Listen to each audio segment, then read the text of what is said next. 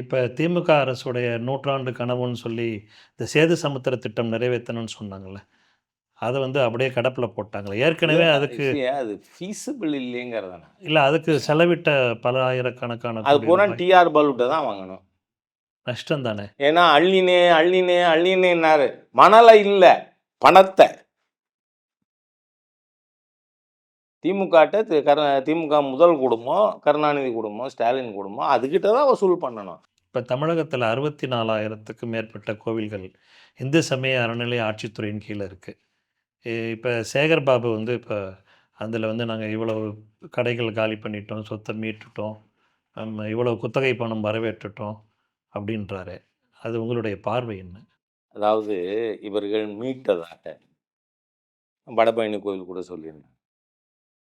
அதெல்லாம் நான் எத நேரடியா பார்த்துருக்கேனோ, புரிஞ்சிருக்கேனோ அத மட்டும் தான் நான் சொல்றேன்.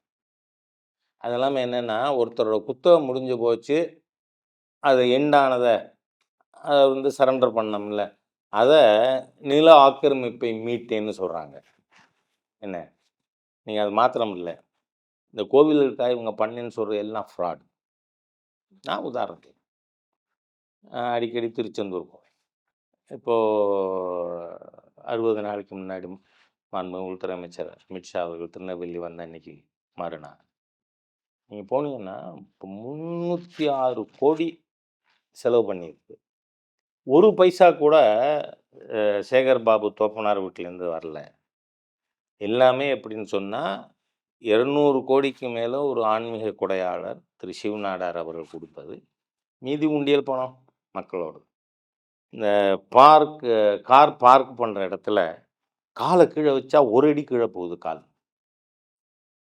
நீங்க பார்த்தீங்கன்னா, கான்கிரீட் பிளாக்ஸ் இந்த மாரி ஸ்கொயர் பிளாக்ஸ் போட்டு கன்ஸ்ட்ரக்ட் பண்ணியிருக்கிறது. 45 நாள்ல இங்க பள்ளம் சரி, இங்க தான் பள்ளமா இருக்கான்னு பார்த்தா 50 அடியில இன்னொரு பள்ளம். ஆகவே எல்லாமே ஃப்ராடு சார்.